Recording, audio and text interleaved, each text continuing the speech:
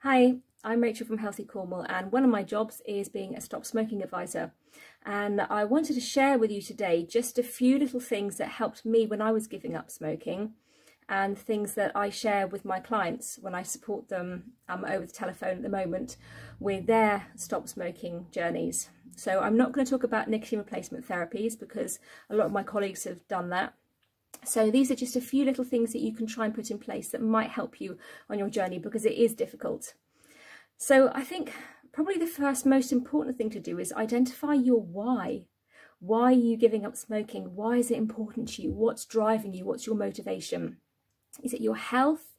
Is it money? Is it your family?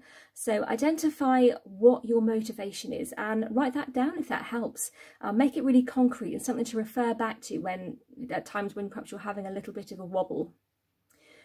Also, you can do this before you give up smoking. Think about what your routine is, because although there is a physical aspect of addiction, far more of it really is down to the habitual side of things and the psychological. So think about what your routine is. For example, if you normally get up in the morning and have a cup of coffee and a cigarette, can you change that to a cup of tea? Can you do something else instead? Think about all the times, the things that over the course of your day trigger you to have a cigarette, and think about, can you change any of those? The next one I would say is plan and prepare to give up. So it's not this huge shock to the system, but also think about not just the giving up itself, but think about things that you can do to make it easy for yourself. Don't have ashtrays lying around.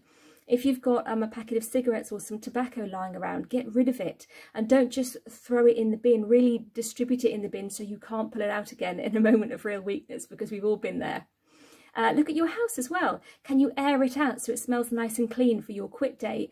Can you wash your clothes on the morning of your quit? Go in the shower, have a lovely long shower, wash your hair, use nice products so you start your quit attempt smelling really fresh and your house is nice and clean. These things will help both physically and psychologically.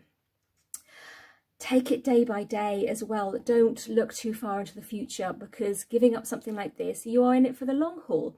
So just focus on the short-term goal, day by day, even hour by hour. If you do it that way, all you've got to do is get to the next hour point. It somehow makes it a little bit more manageable. And I know it's easy to say, but try not to focus too much on you losing something.